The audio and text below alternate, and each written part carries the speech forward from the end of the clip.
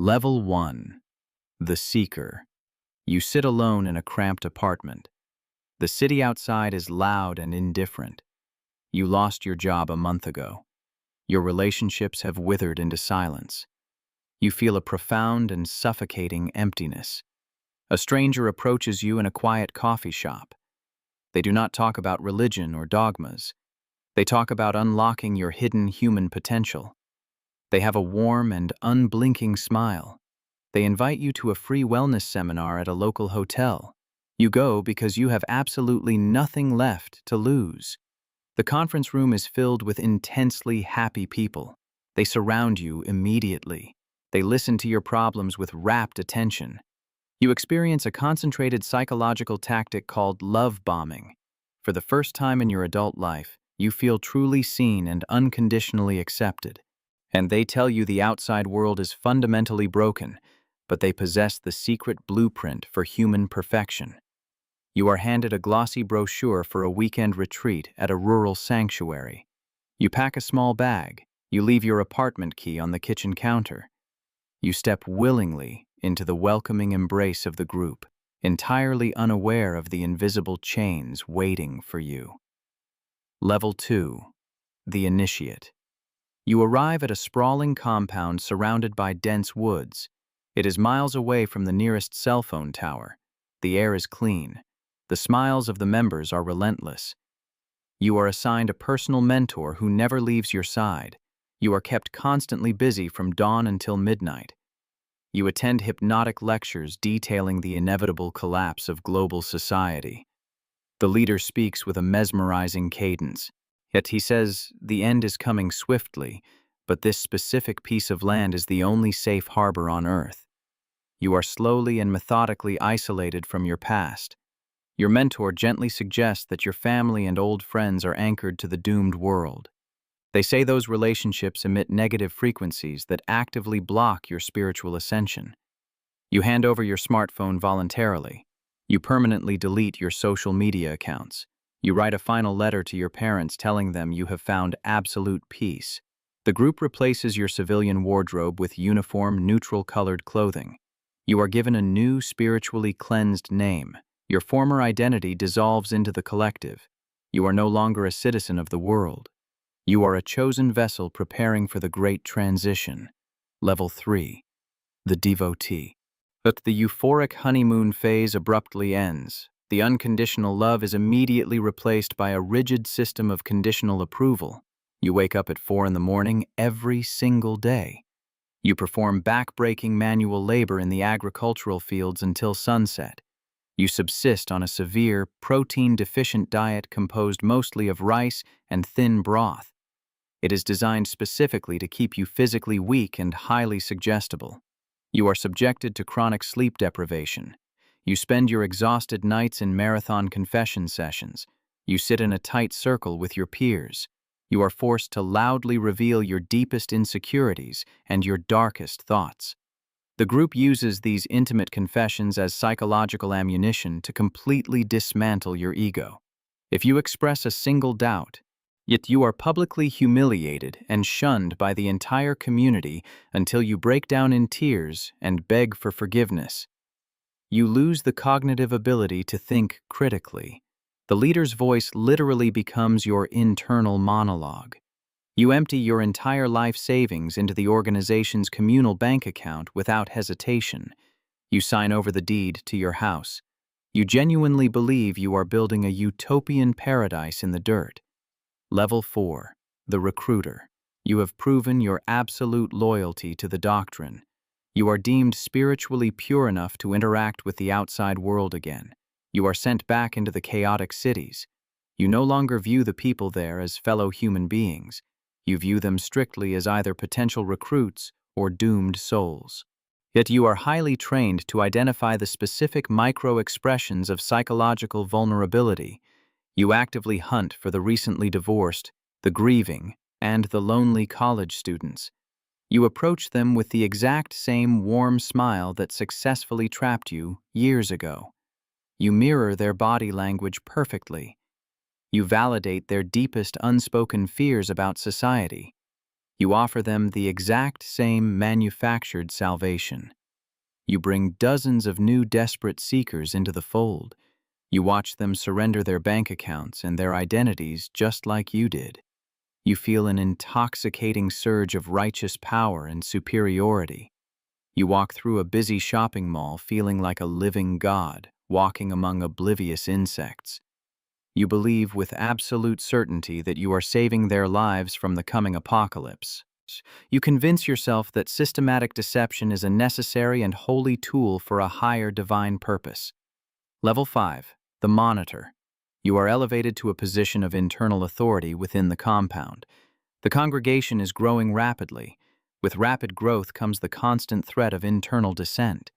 The leader becomes increasingly paranoid about government infiltration and wavering faith.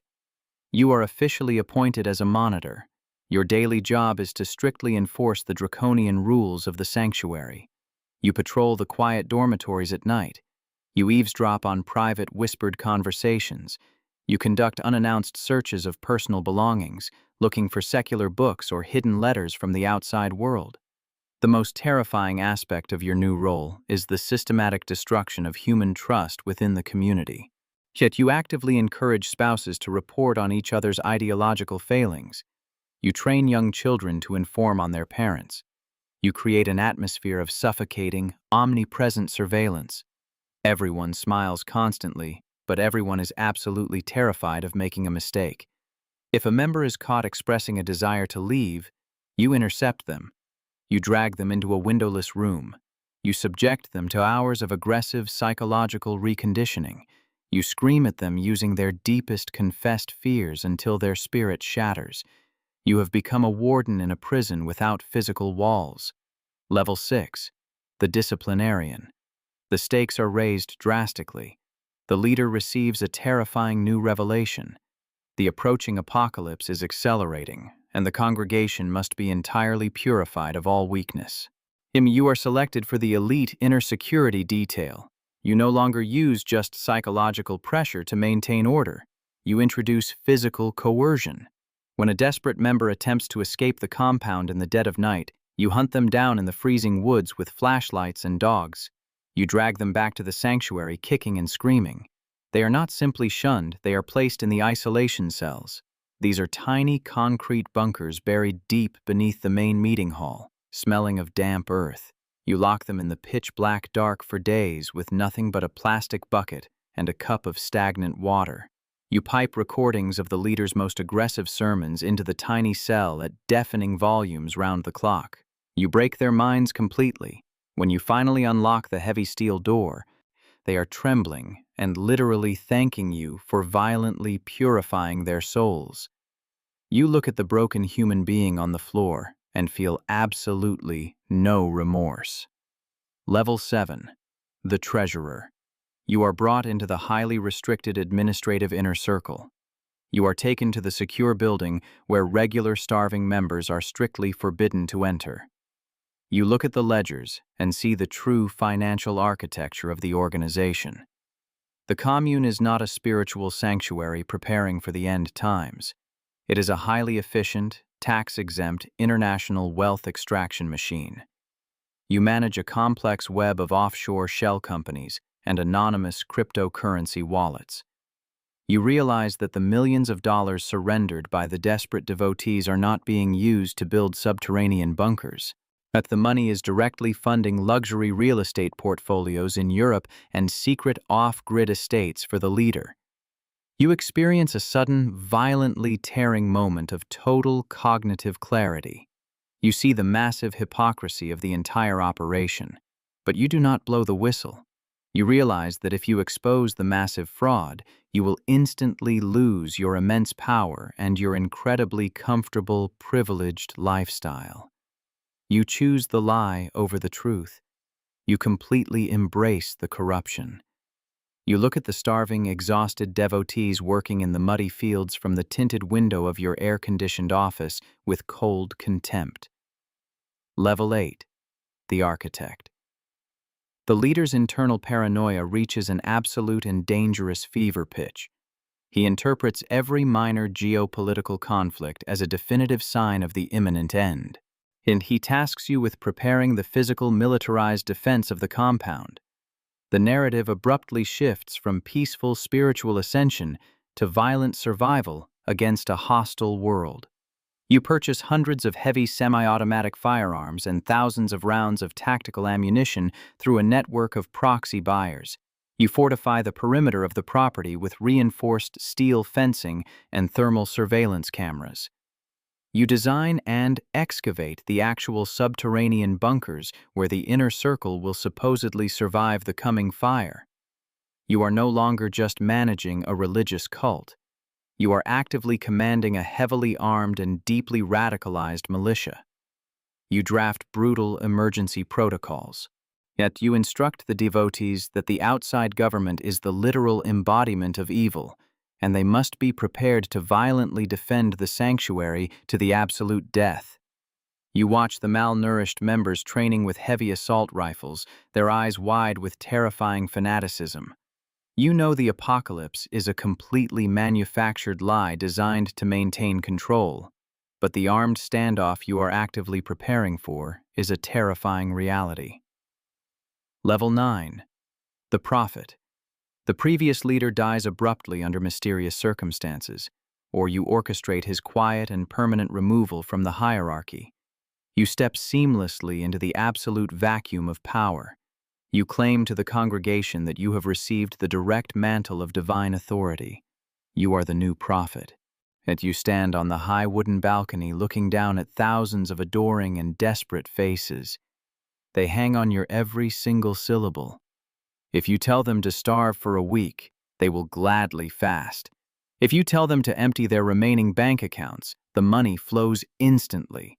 If you tell them to pick up their weapons and march into incoming gunfire, they will do it without hesitation. You possess a level of absolute psychological control that most dictators can only dream of. But the throne is a terrifying and isolating trap.